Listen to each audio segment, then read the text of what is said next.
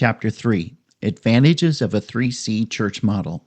Did you know that launching a single new church in the United States using traditional methods requires between $300,000 and $500,000? This may be one factor in why only 68% survive past their fourth year.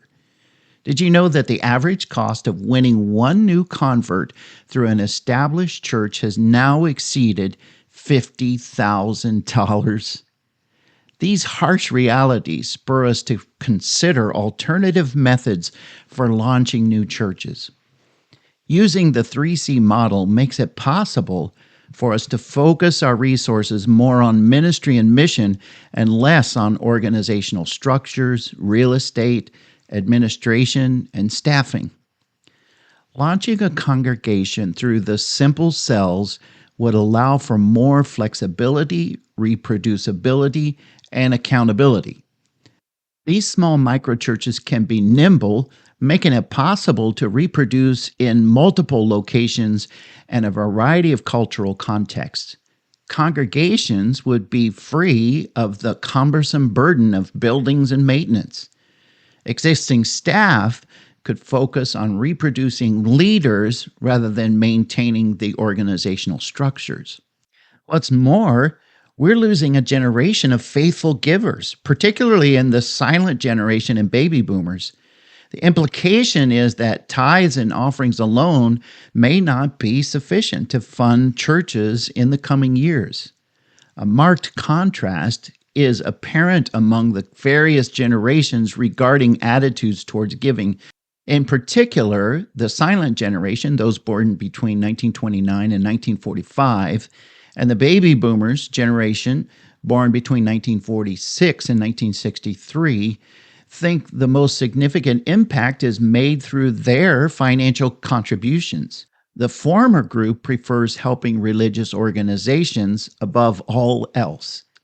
In contrast, only 36% of Generation Xers, those born between 1964 and 1981, and a mere 25% of Generation Y, millennials born after 1981, believe monetary donations are the most critical factor.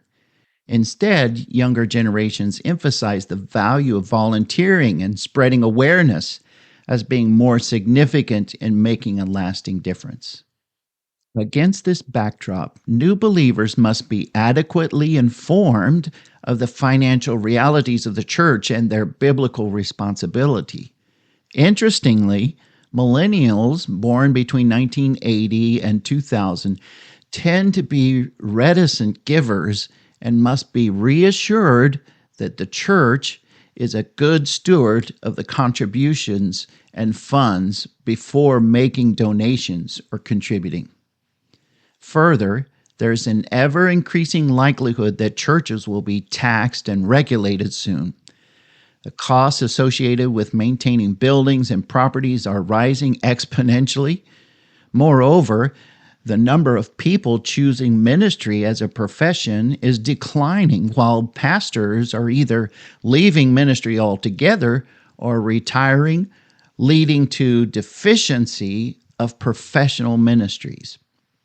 Finally, an even more worrying trend is that fewer people associate themselves with a particular denomination or local church. Consequently, the need for a simple, flexible, attuned to changing demographic, and responsive to the needs of people ministry cannot be overemphasized. These realities must be faced if local churches hope to stay relevant and meet their objective in modern times. Investing in small groups first can significantly impact a church's long-term health and viability. While many believe worship is the driving force behind church growth, the opposite is actually true. Research has shown that people who attend both worship and discipleship group give up to 6 times more money than those who attend worship only.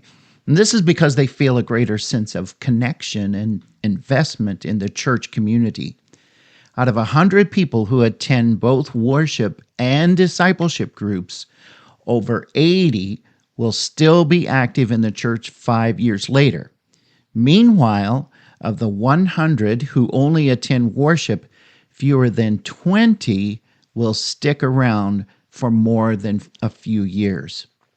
We need to explore greater opportunities for outreach in a rapidly changing demographic. North America is a kaleidoscope of divergent languages, cultures, values, worldviews, priorities, lifestyles, and ages. Mark DeYemitz points out, when it comes to understanding and adapting to rapidly changing demographics, the American church remains largely aloof, resistant, and unprepared for what lies ahead. Failure to recognize, validate, and adjust to seismic shifts already afoot will lead to even more churches losing ground in the years ahead.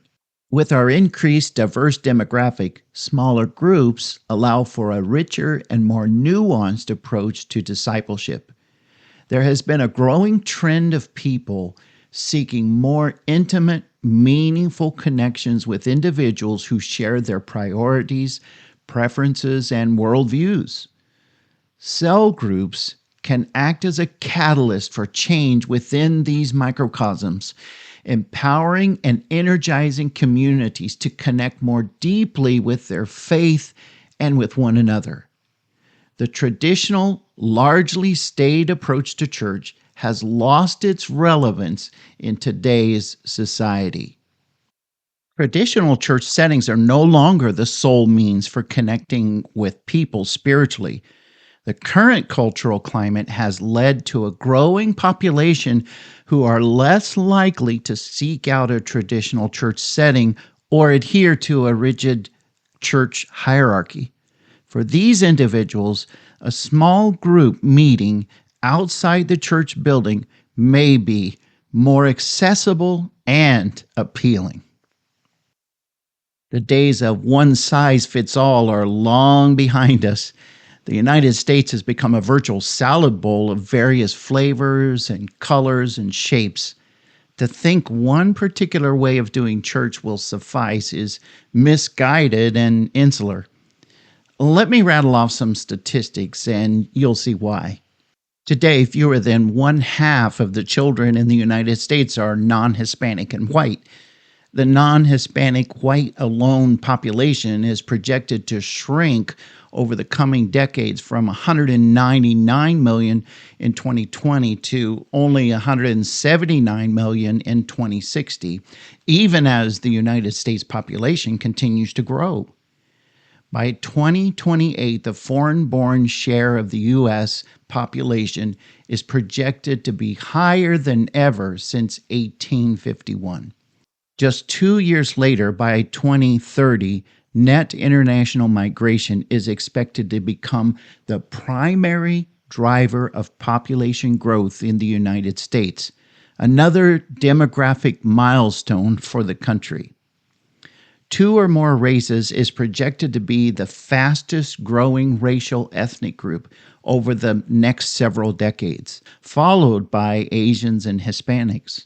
The share of children who are 2 or more races is projected to be more than double in the coming decades, from 5.3% today to 11.3% by 2060. What can we conclude from all of this? We can no longer see macro ministry as binary and homogeneous. Instead, it must be contextual, reproducible, and missional. Well, listener, thank you for sticking with me through this chapter. There's a lot of statistics here, and it's sort of like drinking water from a fire hydrant. So take a deep breath, and let's move to the next chapter.